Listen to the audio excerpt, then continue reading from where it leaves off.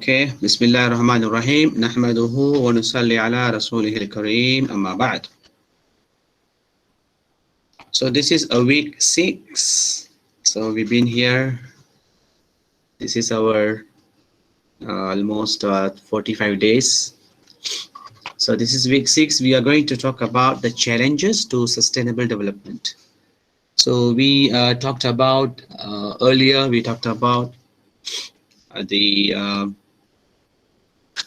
the university's role in sustainable development, and we gave you the clear picture of what kind of problems that, what kind of issues that today universities are handling.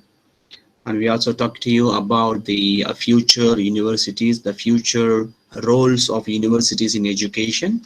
So now we are going to talk about what exactly the challenges, because we know already what is sustainability, what is sustainable development, and we know why United Nations is actually doing this sustainable development, why it's actually showing us the 17 sustainable development goals. And we talked about in 3 aspects, namely economics, economical, social, and environmental. So this week we are going to talk about, okay, if we have to do this, if we agree that sustainable development is something very important, is something very good. So we know all those principles of sustainable development, but when we gonna do the practices, when we practice what we learn, of course we are preaching. So when you are preaching, when you are practicing what you are preaching, is there any issues, is there any challenges? Yes, that's what we're gonna talk about this week. So we're gonna again talk about the 3 aspects: social and economic and environmental aspect. So this is the whole point. What kind of limits that you have when you do, living within the environmental limits, right? Because of course every single activity that we are doing is based on promoting the good governance. Then we actually need to actively promoting effective, and then also we need to actively participate in the systems of the governance in all level of society. That is quite important as well. Then only we can try to achieve some sustainable economy, and then we can bring into living in environmental, and then that promotion will also take you into sustainable society. Because if you don't have the sustainable society or sustainable economics or sustainable environment, then all these 3 aspects must go together, must develop together. If one goes down and one goes up, again the overall sustainable development cannot be perceived. So keeping that in mind, so this is what all the points, promoting good governance, achieving a sustainable economy, living within environmental limits, and ensuring a strong and healthy and just society. All right. Okay. So before we go into talk about the challenges, let us talk about the general challenges. Of course there are so many challenges. When you, of course, you almost, and right now you almost know what is actually sustainable development. And we also started writing the reflective journals. So mashallah, you are all did well, and of course you will do better in the next one. So we already discussed a lot of problems, and why those things are happening, Is it because we don't think, we don't do the system thinking? Is it because we don't keep the responsibility? Is it because we don't think about our future? Is it because of the selfishness? There are so many uh, issues that we discussed, and you may have uh, uh, um, some sort of general idea of the challenges, but here is again to point to look into perspectives. So there are four general challenges that you can clearly see, which is actually in education, and then in health, in your medical health facilities, and then of course the most important thing is the food, right? So before it comes to food, the basic thing is actually water. So remember this: water, food, and education and health. So you can go in that manner: water, then next one is a food, then you need health, then you need education resources. So now we can clearly see that in this world right now there were inequalities of access, because someone has lots and lots of water, lots and lots of access to the water. In someone in some countries like Africa or in India or some other places, they don't have access to clean water, right? Someone may have food, and some country can get food even though it is expensive, but they were able to pay for it and they can get it. But some countries, even the food is very cheap, still there are people not able to get access to the food. The same thing goes to health facilities, right? Nowadays, of course, the health facilities are quite expensive. It must be something, all these four things must be something that it should be free for the humanity. Water and food and health and education must be free, completely free. But think about it now. Today, these are the one of the greatest markets in the world: food market, water market, health and medicine, medical market, and medical facilities. And then you have the education, nothing to say, because education has been now, became one of the biggest money making institute, because their concern is just to give the certificate so that they can get money, these kind of things. So what's happening right now, that you can clearly see that there were inequalities of these four things. Remember this, yeah: water, food, health, and education. All right, try to remember this and keep that in mind. Put it somewhere, notes, so that next time when you do your reflective journal, you can choose one point, you can choose one topic, and then do the writing. Even when you are doing your individual paper, choose it. When you are doing your group paper, you can actually choose. These are the great topics. Okay, what this is what the problem is actually. When there is no sustainability, then it become unsustainability and become also inequity, right? Unsustainability means unfair, inequitable, unjust, right? You can see that one side is a big fat person, fat guy. The other side is a very it looks like that he never eat anything, right? So you can see the differences. Yeah, you have a socio-economic inequity. You will see in the same taman people living, but there's a lots of differences between their lifestyle and this. You may go to any place, like for example Mount Kiara, Damansara. You can see that those places many rich people are living.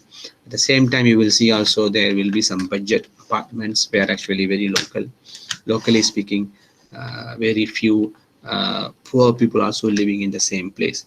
Cultural inequity, societal inequity, familial inequity. In a family also you have the differences.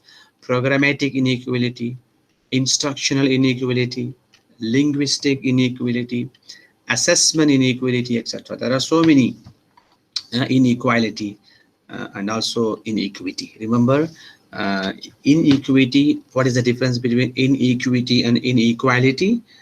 So if I if I give everybody 10 ringgit, so it is I'm treating my all my siblings. If I give them everybody the same money, then I'm treating them equal.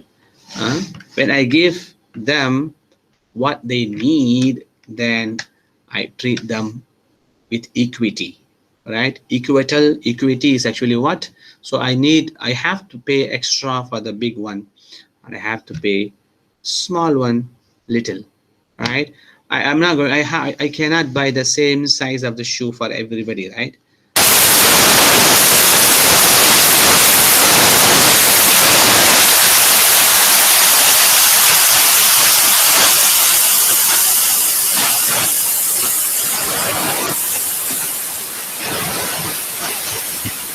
Sir, we cannot hear you.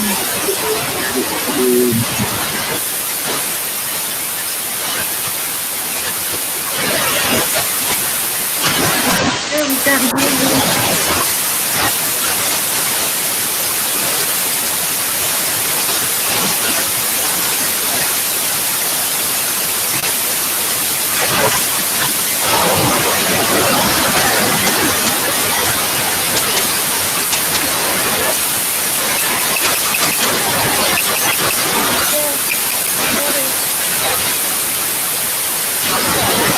No, we cannot hear you, sir.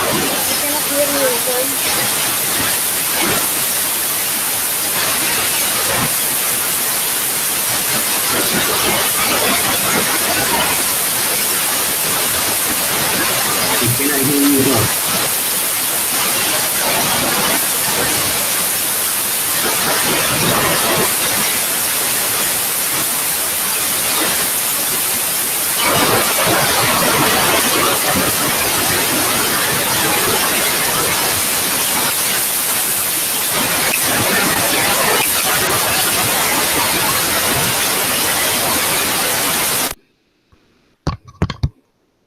Can you hear me now? Yes. Yes, Yes, Imam. sir. Yes. Okay. Sorry about it. What was the last thing I talked to you? You only finish off the inequity. Okay, good. So this is the next slide. Let's continue. Yeah. Okay. Please let me know if you cannot hear me. Right now, I think you can hear me. All right. So this is the next slide that we are talking, which is actually you can see the clear picture that an African average African lives on 2 ringgit 30. $2.30 a day, and a cattle in Europe draws an average subsidy of $2.20 a day. Is it called? This is actually called inequitable, right? You see, where is a human and where is a cattle? Cattle, we don't blame the cattle. You for sure you can. It is nothing wrong to give to $1.20 a day for the cattle, but average human is actually getting only to $1.30. Is only 10 cents extra, and he has to. This is what today's world.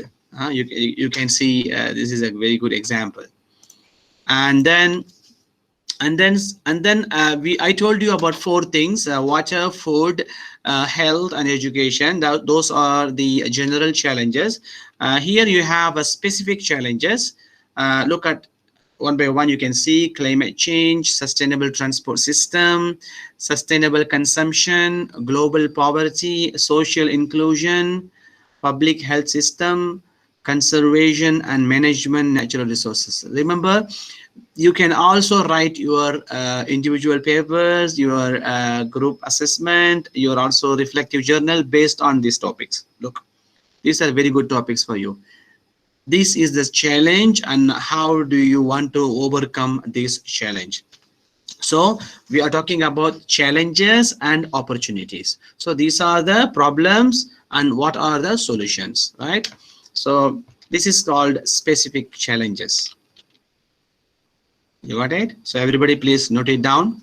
Climate, sustainable transport system, consumption and production, poverty,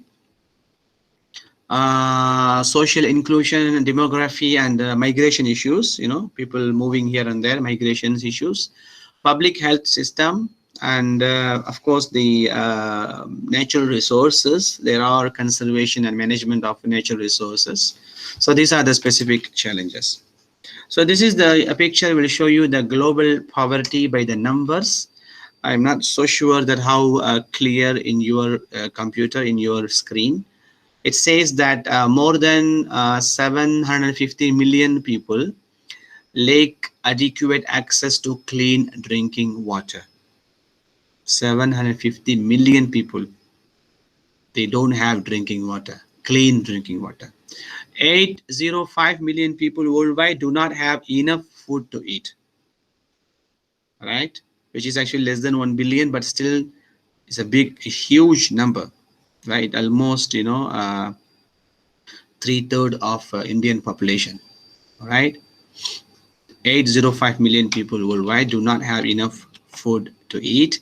More than 1.3 billion live in extreme poverty. They only earn US dollar one US dollar 25 cent a day. Nearly half of the world's population, more than 3 billion people, nearly half of the world population, more than 3 billion people live on less than US dollar 2 ringgit 50 cent, $2.50 a day. 1/4 of all human beings, meaning to say that 1 among 4 or human being, approximately 1.6 billion people, which is 1 times 1 divided by 4. Sorry, 4 divided, okay, 1 divided by 4. Approximately 1.6 billion people live without electricity. Can you believe this? 1 out of 4, they don't have electricity. Subhanallah. So these are the challenges. If you look into cross-cutting challenges, human resource challenges, financial challenges, this is how, if you want to classify, categorize your challenges, you can put into human resource challenges, right? For example, the food and water will come under this. Cross-cutting challenges. And then you have governance challenges like politics and the management, right? And then you have the financial challenges, which is actually your poverty and everything will come under this. Then you have what are the key challenges to achieving? Okay, what exactly the key? I mean, we understand the challenges. We understand the challenges, but if you want to know what stop us, what actually stopping us to become sustainable development, it's actually instability and the method, the way of implementing, and the way of governance. If there's a good governance, if there is a good implementation, impactful implementation, if there is no instability, if there is everything stability, then I think it will be helping us to achieve sustainable development. And this one, I think I already showed you this before: environmental, social, economic. Then you have, sustainable development comes together with all these three, which you already know. I don't have to explain. Again, the same thing we already talked about. Again, the three things: economic, social, environmental. There is actually like economic maldevelopment, and then you have unethical social values. Then you have environmental debt. These are the the disadvantages of these three aspects. And here you have the advantages of the three aspects. Right? You have zakat, sadaqah, takaful, waqaf will come under economic aspect.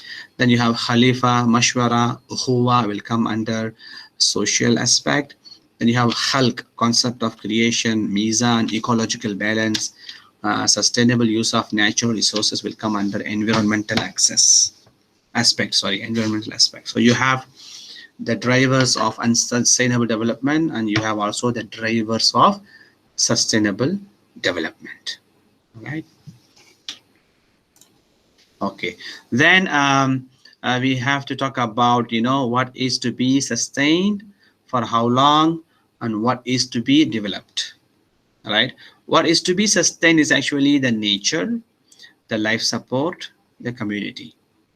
What is to be developed is actually the people and the economy and society, right? So you have this nature, life support, community. You already have it with you, but you have to develop into, for example, if you talk about people should be developed, meaning the child survival, life expectancy, education, equity, equal opportunity, all these things should be developed. Under economy, wealth, productive sectors, consumption, remember the responsible consumption that we talked about earlier. If everybody responsibly consume things, there won't be wastages, there won't be overprotections, right? When I say that I need everything, then there is a market. When I say that no, Shuko is enough, this is what I need, then there will be there won't be additional protections. That's why you need to look into consumption. And then what is to be developed, like society should be developed. It comes under society. You have institutions, social capital, states, regions, and all, right? And on your right side, you will see that the sustainable development, generally speaking, will be slow. Of course, sustainable development will not come overnight. It will be slow, but unsustainable development can be fast. If I have to build, if I have to grow a tree, which is actually sustainable development, which will take years. But if I have to cut the tree, how long it gonna take? Half an hour, 1 hour, 2 hours. So unsustainable development, yes, can go faster than the sustain. So that's why to make something it takes time, but to destroy something it will be very fast, right? So generally speaking, sustainable development can be controlled. Now you can say that, okay, this is number one, number two, number three. These are the steps we need to take. But unsustainable development, it is something that it won't happen under the control. It will be under uncontrolled, right? Then you have, generally speaking, sustainable development is actually appropriate scale. Unsustainable development is improper scale. Definitely, sustainable development is a long term, but unsustainable is the short term, right? Sustainable development is for the quality, and unsustainable development for the amount. For the quality, what I mean by the quality, if I have to use a proper shoe or proper dress, I have to wait until the season comes. But now, because I used to expect the quality, so quality takes time. But now it seems like that, people, they don't look for the quality, they just look for the color and attractions, and then they go. So there are so many dresses, so many garments actually coming every single week. Last time there is only 1 or 2 seasons per year. Now you may see that every year you have more than 50 seasons, because every week becomes seasons, right? Okay, then you have sustainable development is actually comes under local control. As unsustainable development is actually distance control. You can see that even some country controlling some countries, and you can see that they don't stay together, but they live in different places, but still they can control. Distance control, right? Okay, then you have general concepts, and then you have development strategies, like plan development, taking into consideration all environmental, local investors, local architectures, right? But for unsustainable development, there is no plan development. All right, appeal only focused. You can bring foreign investors, you can bring non-native architectures. Just imagine you bring the foreign investors, and you think that they come, and then do you think that they will give the job? Why should a foreign investors come and give you the job when the local investors not giving the job? because they don't have to come here and help you in order to give you the job. They will use your resources. That's because they don't want to use their resources. They want to safeguard their place, or maybe their country is strict enough not to use that kind of products, not to prepare, not to invent, or not to manufacture that kind of, because most of the time you can see that big countries, they open their factories in the third world countries, because those countries, first of all, they are poor, many poor people, and they need a job. They don't mind to give up anything for the job. But if you see that those kind of manufacturing companies cannot manufacture in their own country because the law is very strict. See, then you see that that's why they go to Indonesia, countries like Philippines, and then they open, and then the whole things are happening. They are not the local people, they are actually foreign corporate companies coming and opening. Why they are opening? Because not only that they can get the free labor, I mean the cheaper labor, also they can they because that kind of country they don't have the strict laws. All right. And then you have tourist behavior, travel in small group, respectful and sensitive, repeated visits. This is sustainable development. But if it is unsustainable, then what will happen? People will travel in large groups, intense and non-delicate, probably unrepeated visits. So these are the things are there. Okay, now let's go and talk about the social challenges. Social challenges we have social challenges, we have economic challenges, we have environmental challenges. So let's talk about the social challenges for sustainable development. All right. So before that, let me ask you this question.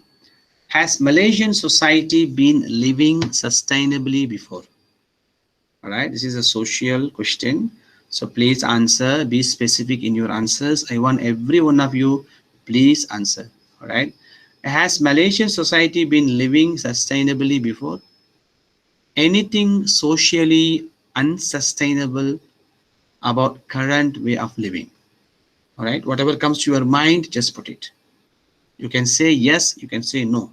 If you feel like yes, we are living in a sustainable way, then point it out. If you think that no, there are some problems which is actually unsustainable, then please put it down. All right, I give you 2 minutes. Please make it fast.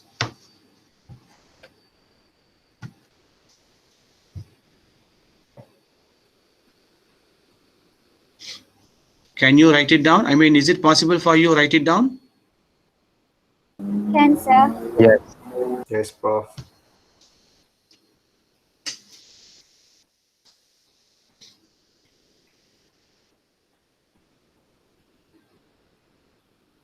Okay, good. We have drunk driving. Very good. That's a good point.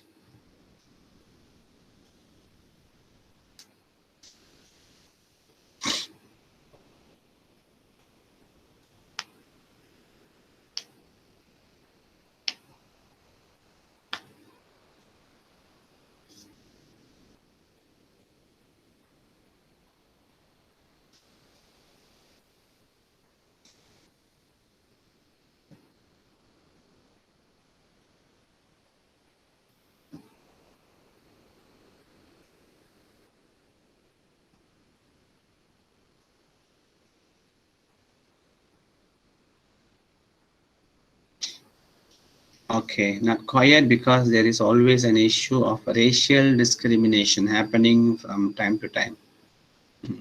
Okay, good one.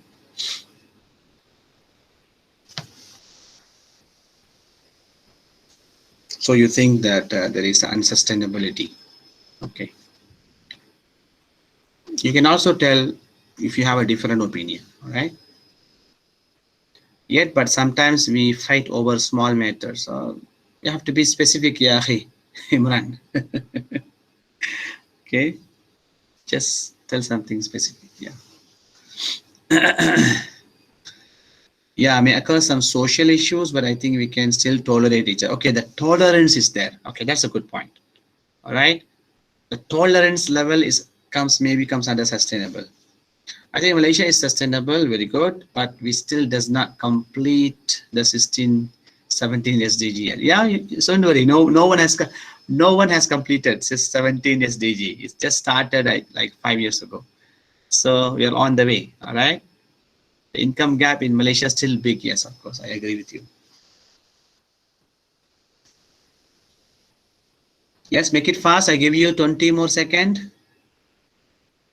18, 17, 16, 15, 14, 13, 12, 11, 10, 9, 8, 7, 5, no, 6, 5, 6, 5, 4, 3, 2,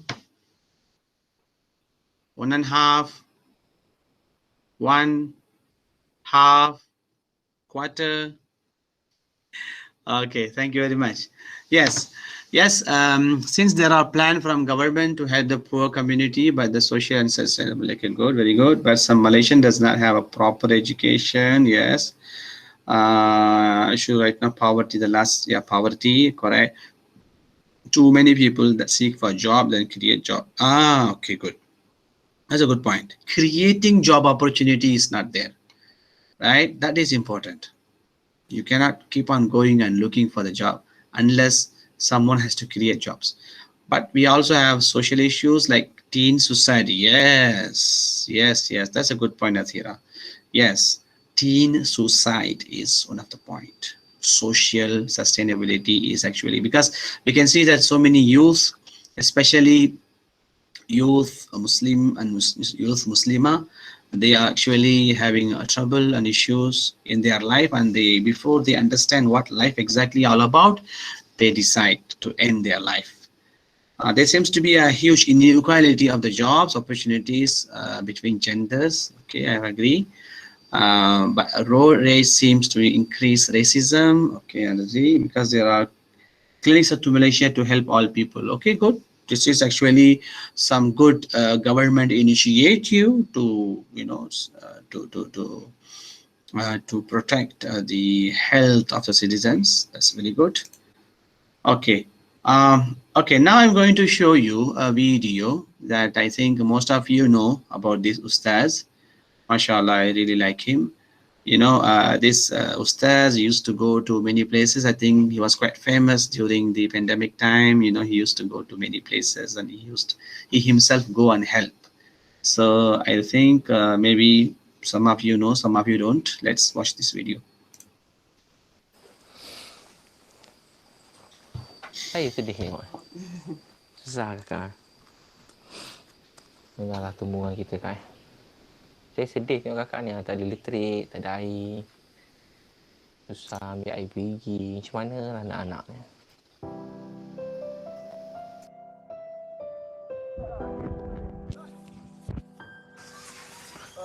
Ustaz, saya kok.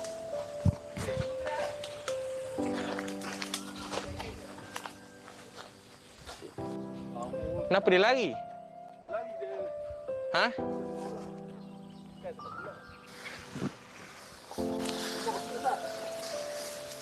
Doa selamat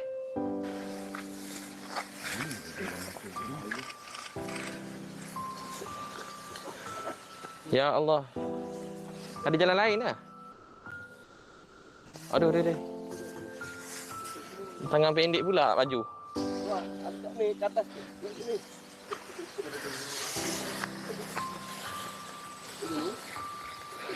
Oh, lagu. Sedap lagi. Bye.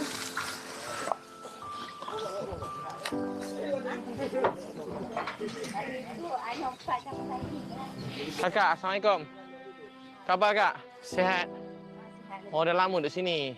Lama. Dia 3 kali puasa lah. Sebelum ni duduk mana? Sebelum ni sewa kat terasa. Asal Kelantan. Orang Kelantan. Dia duduk sini. Besar sini kan. Dah 3 tahun? 3 tahun. Ya Allah, lepas tu mandi mana? Air elektrik semua tak ada lah? Tak ada. Adik berapa lama duduk sini? Nama apa? Dah. Kakak kerja apa kat sini? Ini Nana jaga tanah perjala tu. Lepas tu duduk sini tak rasa susah ke? Bagian elektrik dengan air lah. Susah sikit lah. Ni tanah siapa ni? Tanah ni, tanah perjala bagi. Elektrik tak masuk dalam ni? Sebab baunya ada nak masuk tapi tak ada. Kita ada geran tanah ni. Baunya orang hotel tu dia nak tolong masuk api tapi geran tak ada payah lah. Ya, Noah. 3 tahun tak ada api kak? Ya Allah. Saya sehari tak ada api je bergaduh dah. Tak sedih kak? Kalau ikut sedih jugalah. Duduk jauh-jauh ni pada orang susah. Allah. Biasa kami pergi ada juga tengah bandar, ada elektrik, ada air. Kakak dalam ni kan? Nama apa comel ni? Nurul Ain Soleh. Nurul Ain, sedap nama ha. Syah comel lah. Ambil dia raya adik-adik. Saya sedih tengok. Susah kakak. Menarik ambil duduk kecil-kecil. Kasih. Ya Allah.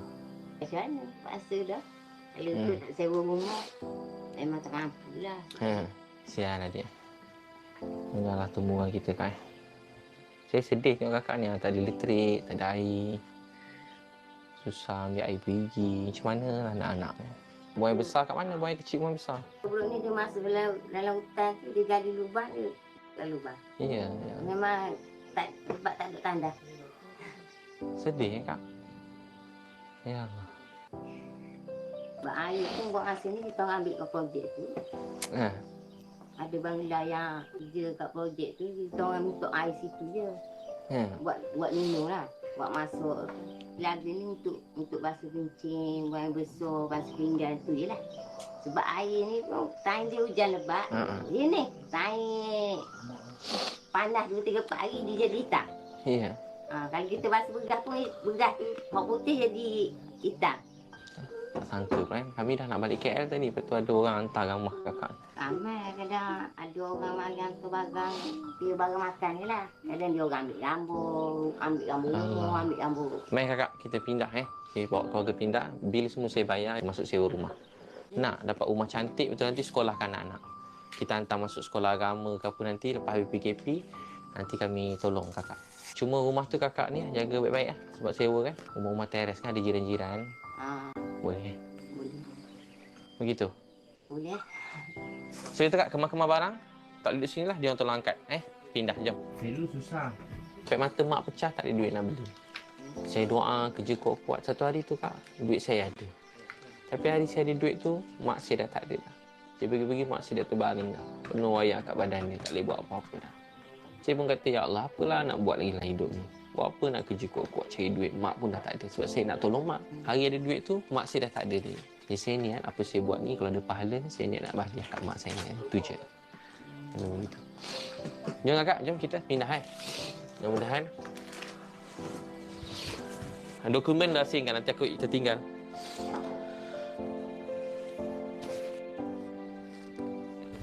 Ngaji ni penuh ni. Ingat 2-3 bulan. Dah sama dah. Ya, abang nampak 2-3 tahun dekat sini. Nampak saya hari-hari je. Saya lupa. Bagus abang.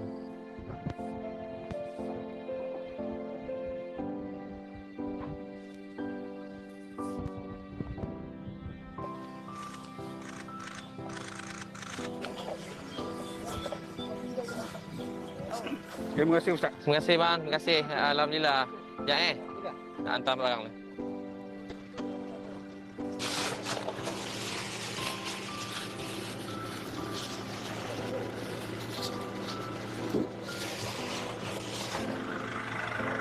Jom dah.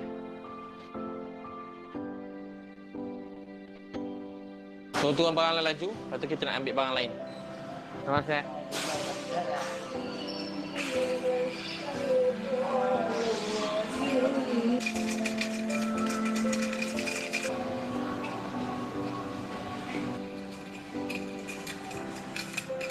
Ngam.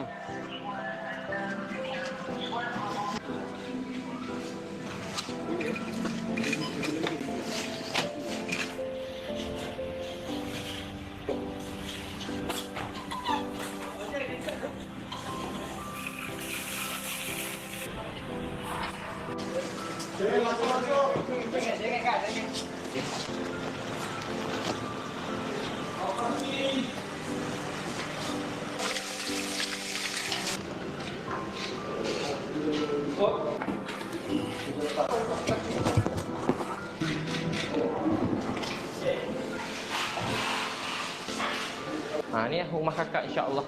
Ni bilik. Ni ada baju-baju adik letak dalam ni Ada 3 4 ni. Tu katil satu, katil queen. Ni tandas. Ni tempat letak baju-baju.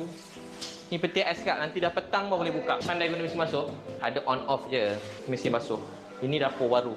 Ni tilam-tilam anak-anak. Susun cantik ni Lepas bangun tidur kemas Suka tak bang? Best tak rumah? Happy tak? Adik kakak, semua rezeki daripada siapa? Daripada Allah. Allah yang bagi rezeki, dia sayang kakak. Biar anak-anak esok kakak jadi orang-orang hebat dunia akhirat. Boleh? Sebab selama ni saya duduk dengan rumah tak ada api, tak ada air, punya air susah. Dengan tinggal ambil rumah orang. Tapi buat sekarang ni, Alhamdulillah, Tuhan bagi rezeki saya duduk rumah ada api, ada air, cukup selesa. Selesa saya dengan anak-anak. Alhamdulillah. Setiap hari kena mandi berapa kali? Mandi 3 kali sehari. Gosok gigi 3 kali sehari. Buang yang kecil, buang yang besar, basuh tandas, kemas rumah cantik. Boleh? Boleh kakak? Janji tu je. Yalah, gembira kan? Tadi tengok tak ada air elektrik, sekarang dah ada dah. Saya nak nangis tengok. Orang-orang dekat tolong saya, bantu saya. Yang duduk rumah tak ada api, tak ada air. Sekarang boleh duduk rumah ada api, ada air. Cukup selesa. Minta terima kasih banyak-banyak. Agar Ustaz panjangkan umur dan rezeki. Ya saya, terima kasih. Kakak jaga dia baik-baik Meh, dua-dua meh dekat sikit. Ini tok 4, ni penghulu. Jadi lepas ni insya-Allah apa-apa kakak rujuk kat dia orang lah, nak perlu pertolongan apa kan. Ni ke khalifah lah. Kakak terus didik anak, nanti anak ni kalau boleh masuk sekolah, kalau tak nanti saya hantar dia masuk hafiz Quran. Lagi 10-15 tahun adik jadi ulama. Boleh? Jadi orang baik. Tolong orang lain pula. Jaga dia baik-baik, jangan susahkan jiran-jiran tu Tuan nak cakap apa-apa ke? Penghulu sikit ada. Terima kasih kepada Ustaz bantu atas poin mana kita orang bantu ini tak mampu lah kan. Tapi daripada segi penjagaan apa, saya tempat akan memastikan anak-anak dia semua dah tak sekolah sekarang. Mana ada kat sini nanti bantu dia orang sekolah lah. Anak-anak ni macam anak-anak kita juga kan. So apa-apa akak rujuk ono Ini saya sebagai campur dan menjadi terima kasih lah. Terima kasih. Tapi kerana minta pertolongan dan saya begini sangat minta terima kasih. Terima kasih. Tapi insya-Allah bagi ada usaha saya kita mantap berapa. Alhamdulillah. Terima kasih banyak penghulu berpegang tok 4. Boleh. Kakak jaga diri baik Ya, terima kasih. Terima kasih. Terima kasih banyak ajak saya. Kakak jaga diri baik Ini jiran-jiran ni tak. Salam tuan sihat.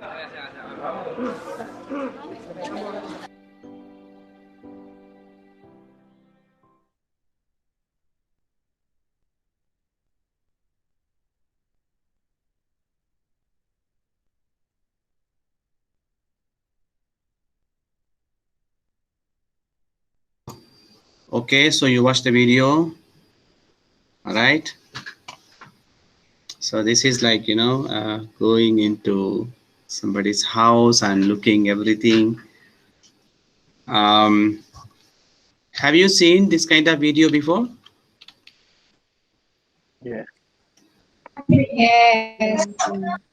Do you know him personally? Anybody here know him personally? No. No. He was all over the news, I think. Mashallah, see. So when there is a will, there is a way. That's what they call it. If you have the intention, the help will come to you. Now, now many people are willing to help through him. So that attitude, that character is very important. To think all the time that if I need something, I may not go and ask people because of the humility, right? So how am I supposed to beg? Because begging is wrong, of course. So, but If I think that I'm not doing it for me, I'm good, alhamdulillah, I'm self-sufficient and efficient actually. But can I go to someone and ask for somebody? MashaAllah, that is a great thing to do, great work. You know, this is what actually today people do through the platform like crowdfunding and all, you know. They have a mission and vision, they go and they ask, okay, this is our proposal and we want to do this. Can you help us? It is not, you are asking help for you, it's not for your stomach. You already have your own means of sustenance, but this kind of effort that you are making so that you can take that money to somebody who needs, right? So you are becoming the bridge, you are becoming the platform that every one of you can do that. All right. Okay, the social perspective. Advocates of sustainable development recognize the social component of development as an essential part of a new paradigm. And also there's a human development emphasizing, you know, the basic needs and equity as well. And also it's well grounded in the history of economic theory. And then, you know, they want to talk about the GNP versus GNH. GNP means, you know, gross national product, because usually what we do that our contemporary tradition, we're always focusing on the variables of GNP as per capita, and you call it national wealth. But there is a country also like a Bhutan. I think last time we had a program with you know, in this there was a postgraduate. Some postgraduate were doing some research about Bhutan. This Bhutan is actually, they go with GNH, which is Gross National Happiness Index. What is the point? You know, we work hard, we have high GDP, we have high GNP, but not happy. Huh? What if I have the world best mattress in my home, but I cannot sleep? But when I go and lay down, I'm not able to sleep because so many issues in my mind, so many stress. I have enough money, I have very good bungalow, I have very good everything good, but when I sleep, I cannot sleep. What is the point of having a beautiful house and mattress, but I cannot sleep? So GNH, right? Happiness. There are many studies, even in countries like Denmark and Norway, they have faculties, you know, they have doctorate studies in happiness, right? Okay. Then this is what we call sustainable society. Any sustainable society should go through these three aspects: social equity, economic efficiency, and environmental responsibility. What is social equity? Social equity is living in conditions, equal opportunities, bringing the equal opportunities and social cohesions. And of course, we should have the international solidarity. Sometimes we may speak the same language, but nationally speaking, we are different, like, you know, Indonesia and Malaysia, right? Like Pakistan and India, same people, same language, but they may have differences. But this is very important: solidarity, maintenance of human capital. Then you have economic efficiency. You have to think about the growth, the competitiveness, and also the production, flexibility, also the consumption, you know, the trade, the employment of the people. All these things will come under economic efficiency. All right, note all these points. It will help you for your terms paper and also individual paper. Then again, we have environmental responsibility. See, whatever the resources that you have, the way you consume it, it depends on, it will help your environmental responsibility. Material and waste risk, no rate of changes, natural and cultural landscape, in all these things will help bring the responsibility in the environment. All right, then what are the challenges we have, which is actually social aspect? Is it my speaker or somebody's speaker? Somebody's speaker. Yeah, what's happening? Sound is too loud. Mior, are you all right?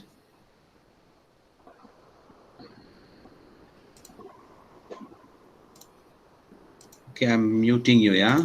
Okay. Okay, no more.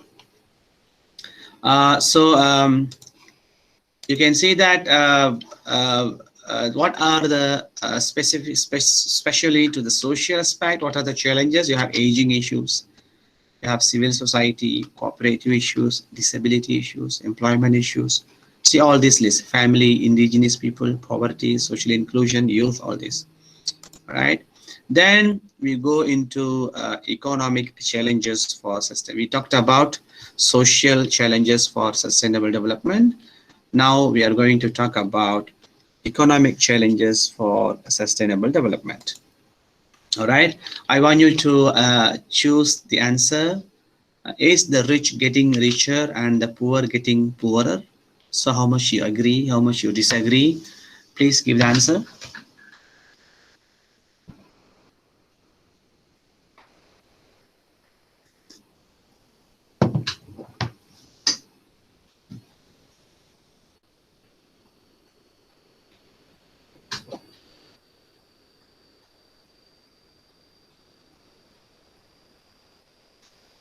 I think most of you giving answer A, which is actually it's true, right? It's the rich getting richer and poor getting poorer. Do you know why? Any one of you can give me an answer? Whatever comes to your mind. What do you think? Why is it? Because all of you answer A. May I ask why? Anyone?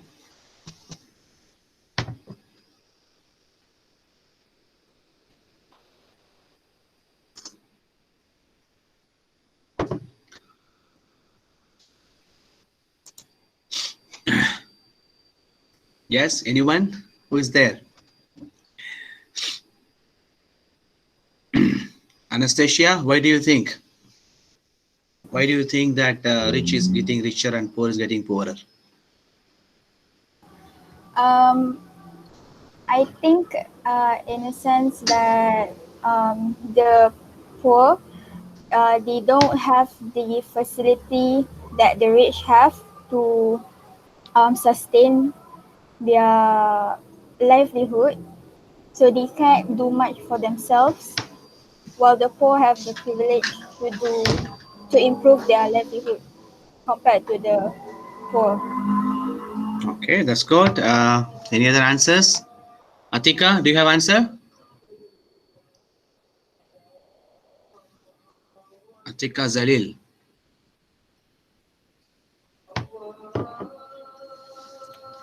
You're not there. Alia, is there Alia?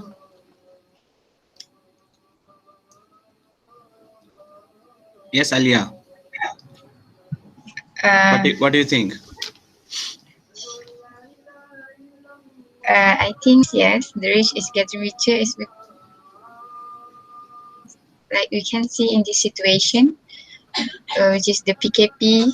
We can see that some of the people which are poor will become more poor because of the PKP, which is they cannot go to work, while the one that is rich is not become richer, but they can rich also not getting richer, right? Yeah, but still like they have the maybe some business, maybe some particular business become richer. Like what? Anything, any particular business that getting richer? Which one? Like a restaurant, like they can still say OD. Okay, I was expecting different answer. Balkis, what do you think? Which business actually getting richer during the PKP?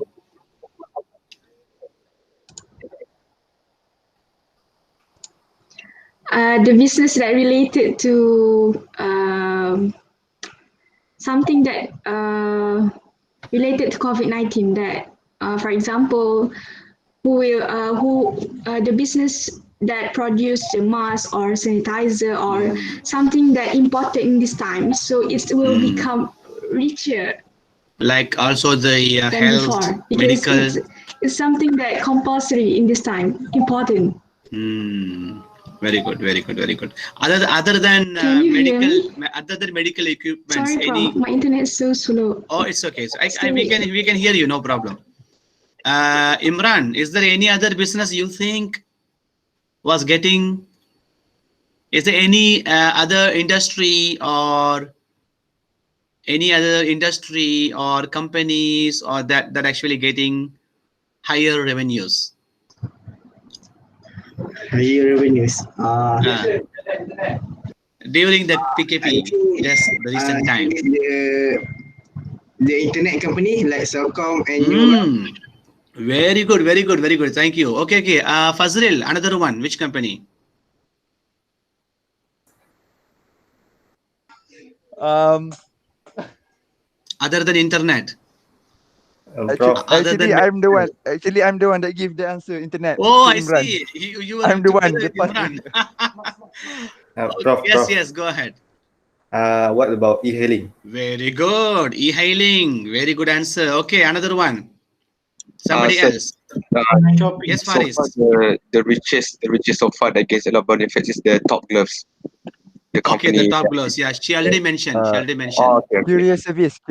Post Courier laju, service. JNT. Yes, very good. All these courier service of what? So I think you can have the idea, like a Grab, like,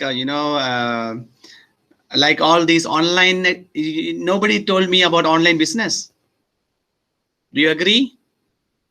Yes. Right? People not going to the shopping mall, but they are looking into online business. All those items are coming home. Like, for example, the transportations, like, dispatching. Like, for example, like today we have Lazada, Shopee, right? So now I think you may have the idea of, who is getting richer and richer, who is getting poorer and poorer. In the context, in the context of COVID-19, you already have the idea. Now, if you want to think about in the big picture, like the internationally speaking, like historically speaking, then the answer is not that easy. Why richer is getting richer and richer? Poor, because the same poor person also one day can become rich. Then he will only respect the rich people, and then the rich person also may become the poor one day. Right? So yeah, you need to think about it. That's why I ask you the question, to think about it. Not necessarily you have to have the answer right now. All right? Okay. Then we have another video. So I want you to watch this video because, as I told you, that thinking is important. That's why I ask you the question. Now you have the video of rethinking progress. So please, the reason I ask you questions so that you can think and give the answer. So now I give you the video. Please watch this video on rethinking progress. Then we will meet again 7:15 after the Maghrib prayer. Living systems have been around for a few billion years and will be around for many more. In the living world, there's no landfill. Instead, materials flow. One species' waste is another's food, energy is provided by the sun, things grow, then die, and nutrients return to the soil safely. And it works. Yet as humans, we've adopted a linear approach. We take, we make, and we dispose. A new phone comes out, so we ditch the old one. Our washing machine packs up, so we buy another. Each time we do this, we're eating into a finite supply of resources and often producing toxic waste. It simply can't work long term. So what can? If we accept that the living world's cyclical model works, can we change our way of thinking so that we too operate a circular economy? Let's start with the biological cycle. How can our waste build capital rather than reduce it? by rethinking and redesigning products and components and the packaging they come in, we can create safe and compostable materials that help grow more stuff. As they say in the movies, no resources have been lost in the making of this material. So what about the washing machines, mobile phones, fridges? We know they don't biodegrade.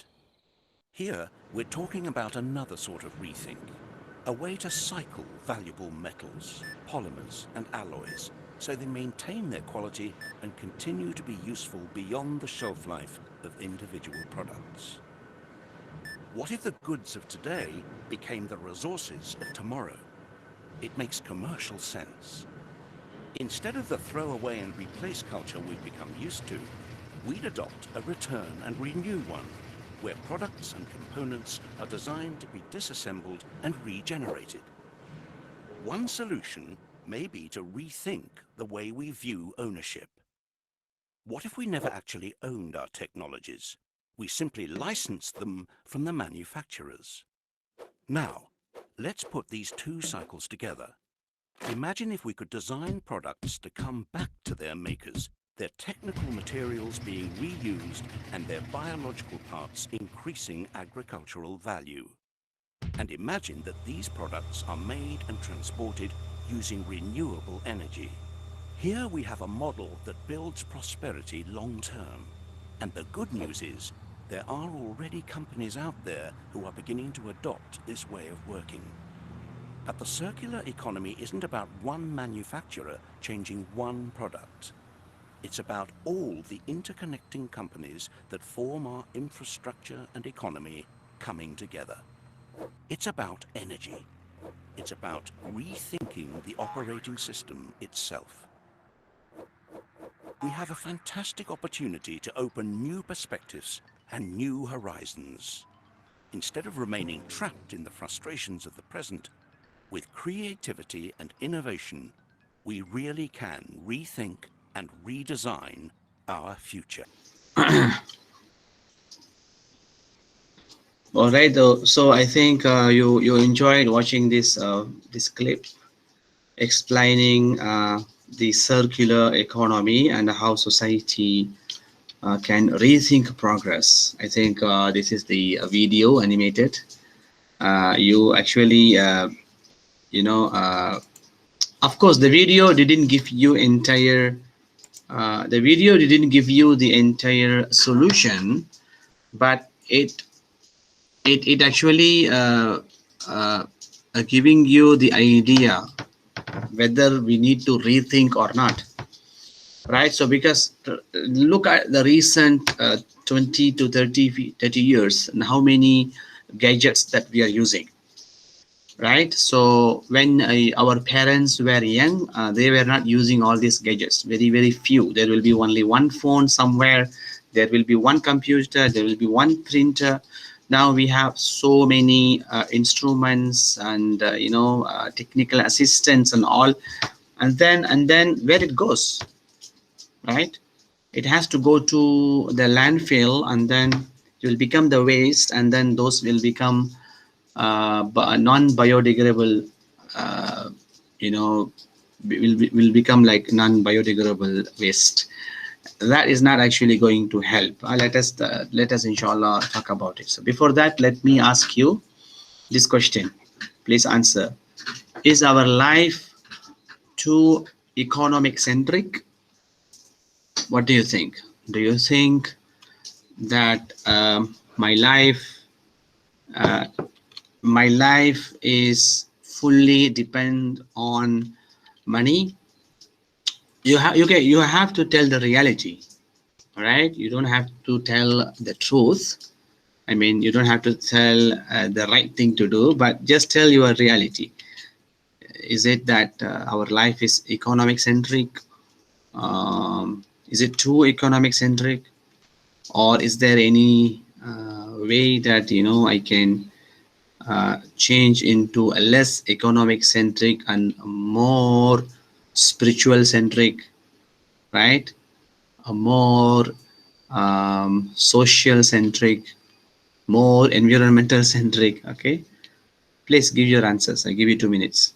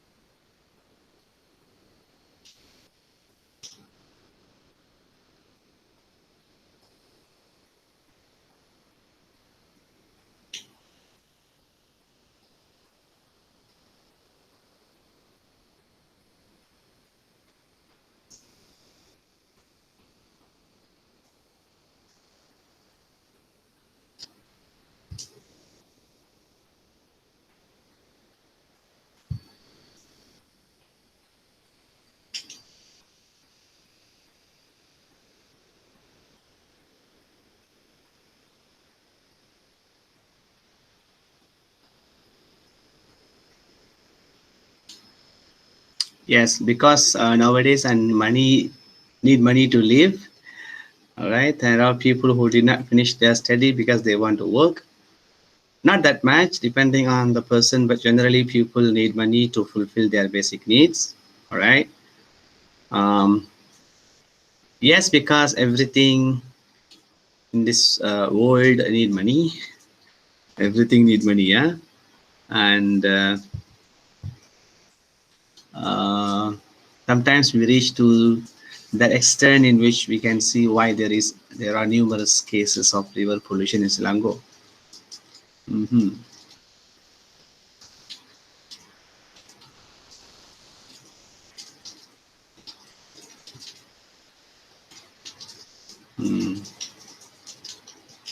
Okay, we'll come back to river pollution in Selangor, yeah. Also in Johor Bahru. Please give me more answers. I want to see more.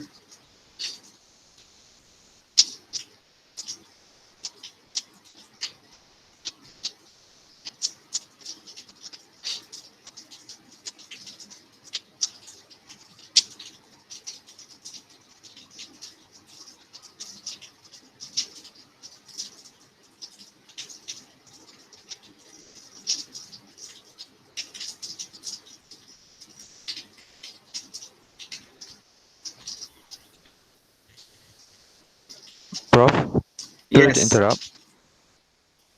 Yes, please.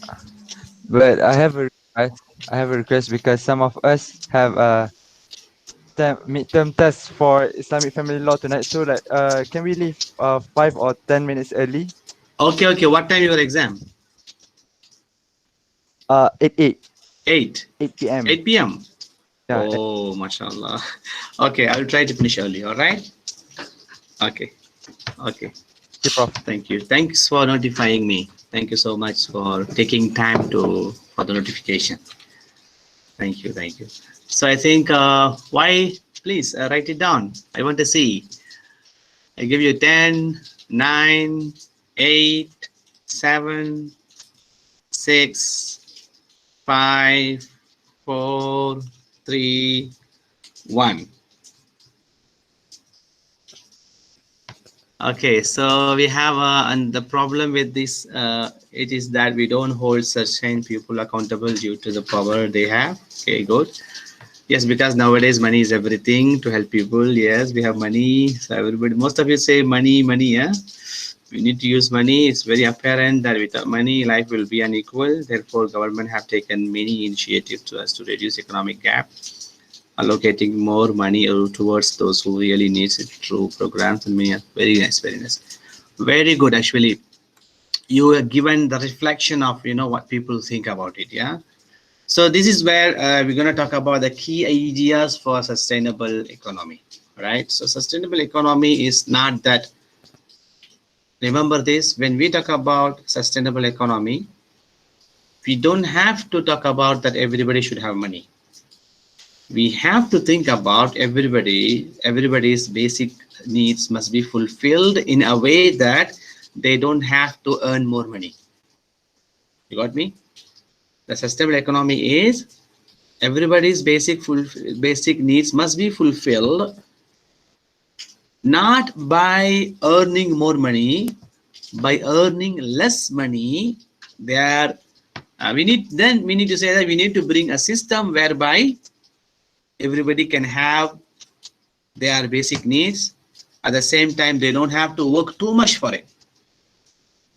That is what actually we want to reduce the gap, so that rich and poor gap will be reduced.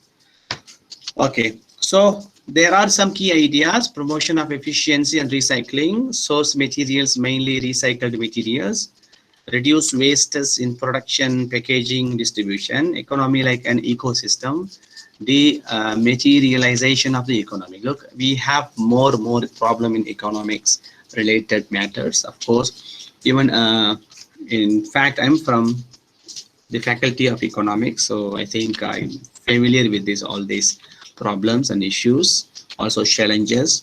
So we are actually, what we do in our classes, actually we talk about the opportunities, we ask our students to think about it, and we also want to add some value, some moral, some ethics into current economic. Even though it is the conventional economics, we want to add those perspectives so that, you know, not necessarily this economics, you know, so that this we can save people. Although even though they are using the same conventional economics, but we can actually save people's life by adding values and ethics and moral into their economics. Yeah. And this is the simple you know, format. You can see: refuse, reform, reduce, reuse. So this is very, very important. So every time you buy something, make sure that whether the thing that you are buying can be reusable or not. If it is not reusable, try to avoid buying. Why we are not now we are buying the straw? Why we are not buying the plastic bag? Because it is actually cannot be reusable. This is cannot be usable. It cannot be reusable. So that's the reason why we are avoiding buying those things. So we are stopping the market of manufacturing, so that once they stop reducing the manufacturing, so that it won't go to the landfill. This is what we call circular economy. And then this is what they call a linear economy. A linear economy is actually against circular economy, because they have resource extraction from the sea, from the tree, from the minerals and everything. Then they have protection. Once they produce, they will distribute to everybody. Then people start consuming, and after consuming, they throw their waste, right? So waste will come under the linear economy. All right, and potential circular economy for food waste, especially we have some programs in UIA. We have organic farming, we have food consumption, we have hub composting, manufacturing thing. Even some food items, the wasted food items also been used for, you know, sometimes it can become fertile. It can even become, you know, fertile for some sort of plants. You know, sometimes even it can become food for animals. You know, that kind of, you know, you don't have to waste it, you can reuse it. It comes under circular economy. And then the last topic of the day, we're going to talk about the environmental challenges for sustainable development. Okay, this is your collaborative board. If you can, what is the latest environmental issue that you think? Right. Okay. I think if I ask you to do, I think most of you will talk about the recent environmental issue, which is actually water problem, and because of that the pollution, the river, right? So let's go into the topic. So this is the video. I want you to watch it. In other news, all schools and factories in Pasir Gudang will be given gas detectors to enable them to monitor the air quality throughout the day. And this comes at the back of another pollution crisis hitting the industrial town in Malaysia's southern state of Johor. On Sunday, more than 270 students from dozens of different schools in Pasir Gudang experienced vomiting and breathing difficulties 10 days after toxic fumes were first detected in the air. As Afifah Arifin reports. Air quality checks by the Johor authorities in Pasir Gudang indicate that the air is free of chemicals, but still more than 100 students and teachers were sent to clinics for medical treatment for breathing difficulties. Now, this happened just as schools reopened on Sunday after being ordered to close for 3 days since last Tuesday. Speaking to the media in Pasir Gudang, Malaysia's Energy, Science, Technology, Environment and Climate Change Minister Yeo Yin said that this latest incident is a unique one. The authorities have not yet been able to identify the source of the chemical pollutants, as there were no chemicals found in the blood and urine test results of victims. Now, she added that the students affected in this latest round of pollution scare are from schools located far from each other. Now, the government will also be conducting more thorough investigations to determine the cause of the air pollution through what's called a loading analysis, and that will look at gases emitted from a cluster of factories, especially those located near schools. And then until and unless we found that there is a punter, that we will continue to do that. And as I said, we will commission a study on loading analysis. There is of course some theories on loading that is happening right now on the loading in Pasir Gudang and the wind, how because it is actually saturated, that it with the air density, that it goes to different people, that is hypersensitive to that. But that is one theory. We cannot say that this is the way, because you need the analysis for it. So for me, bacaan rendah still got symptom, I still continue. Yeah, as long as there is symptom, kita akan teruskan.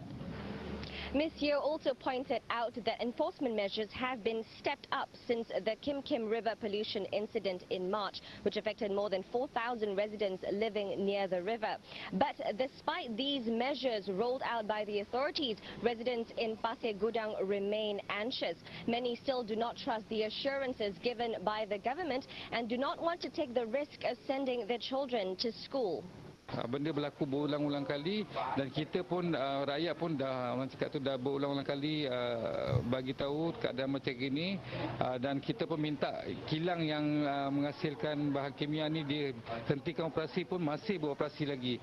Jadi di mana orang cakap tu ketelusan kerajaan yang ada sekarang ni? Tak ada langsung masa satu penyelesaian yang bagus. Kami duduk di sini rasa macam tak secure, tak selamat. Sampai bila kami harus berada dalam keadaan teka-teki, sama ada safe atau tak safe duduk di sini. Malaysia's Deputy Prime Minister Wan Azizah Wan Ismail said there is no need to close schools in Pasir Gudang for the time being. And to quell parents' anxieties, the Johor State Government says teachers will be trained to use the gas detectors in schools, and students who experience any symptoms will receive a two-step health screening process. Afifa Arifin, CNA in Pasir Gudang, Johor. Okay, so I think you got the idea of this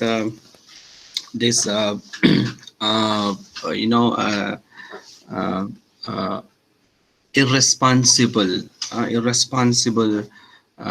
activities, especially what happened to that Pasir Gudang, those schools and children. I think you heard the story, the news and all. So this is what actually one of the recent example that that how environmental the exploitation of the environmental. So this is where you can see the loss of biological diversity, and we have 40% of global economy is dependent on biological derived products. It's true. In any country you go, farming, agriculture is actually the global economy. 17 million hectares of the tropical forest is destroyed each year. 70 to 100 species disappear every single day. Whether it is the ocean or land or the sea. Water, soil and air have been strained due to high pollution level. This is all actually unsustainable exploitation of resources, right? So there is a need for sustainable development. This climate change is happening one side. There is a rising level of sea, right? There's an extinction threat to small island nations, because these small islands now becoming smaller and smaller and smaller because of the water level is becoming high. And why water level is becoming high is because of the global warming, right? Why there's a global warming? Because we are trying and we are making this earth become warm. That's because of we are using the fossil fuel. Too much fossil fuel, too much smoke, too much electricity, too much usages of because of the gas, the green gas. Because of that, everything is actually happening. The sea level is getting raised. And then we have also problem with the scarcity of the resources, not only climate change. There's not enough food, not enough wheat, not enough vegetables. Suddenly the price of the onion goes high. That if you go to market, you understand. The potatoes suddenly go high, the vegetables go high, all the fruits go high. All right, the necessary things also become very expensive. Over exploitation of the natural resources. There are so many resources, it's not open for everybody, but some people using it and they are over exploiting it. like for example the marine fisheries, so many old marine fisheries, so many natural minerals, things that found in forest, found inside the earth, all been used and wasted. Because of that, there is a huge need for sustainable development. All right, and then this is what actually we talk about the environmental issues, and this is the estimated decomposition rate. Look at the year and start from the paper. If there's a paper, it will decompose in 2 to 4 weeks. If there's leaves, it will decompose in 1 to 3 months. All right, if there is peels, I think this is the fruit peels, I think it will go 3 to 6 months. If there's any paper products will go 5 years. Any plastic products tend to, not plastic, it's something like a plastic bag, yeah, of course. Cotton, then you have plastic bag, 10 to 20 years, right? Aluminum can, 200 to 400 years. Plastic bag, the 6PK ring, the one, goes to 400 to 500 years. Plastic bottle, more than 500 years. Glass bottle, oh, sometimes 500 years, sometimes forever. Styrofoam is the biggest problem. It will never decompose. So how do we stop it? Don't ask the manufacturer to stop. You stop, I stop using, you stop using. So there is no demand. And then if there is no demand, the manufacturer will stop producing. That is quite simple. Yeah. Okay. So humanity takes more than Earth can provide. This is the reality, right? Earth is actually refreshing every single day. Earth is actually giving, Allah, as Allah says, that everything that Allah has given to us in our control, but we don't have the right measurement of the control. That's why we are taking more, because of we are greedy, because of we are selfish, and because of that our world is dying, our earth is dying. All right, I think this is the last one. I just want to show you this picture. It's quite comical, humility picture. You can see that. Look at the shark. The shark says, good news, at the current rate of global warming, we should be able to just swim over there. Over there means the person where he is sitting and fishing. We should be able to just swim over there and eat him in 5 years. So in 5 years time, those small islands will be under the sea, because the sea water is going up, rising. So when the sea water going up, all those species lives in ocean, sea, they can come to the land, and you know what will happen. So this is comical, but at the same time it is the truth. This is the truth. All right, so this is the last one. You can see that application of system thinking. We talk about rethinking in this class. Earlier we talk about application of rethinking. So I think this is all about, you have social foundation, you have environmental ceiling. All right, then you have all those important things like water, food, health, gender, social, energy, jobs, voice, resilience, education. Then you have the next layer, you have the safe and just space for humanity, inclusive and sustainable economic development. So you have the social foundation. I mean, first of all, you have the human resources, the most important, pivotal, crucial, needs. And then you have social foundation, and then you have economic development, then you have environmental ceiling, right? In the environmental ceiling, you have climate change, fresh water use, nitrogen and phosphorus cycles, ocean acidification, chemical pollution, atmospheric aerosol loading, ozone depletion, biodiversity loss, land use change. So these are the things. Everything comes in one picture. All right, that's all from me. I stop here. And please, every one of you, please go to IIUM and do your attendance. Yeah, and the floor is open for any questions. I just stopped the recording. Thank you very much.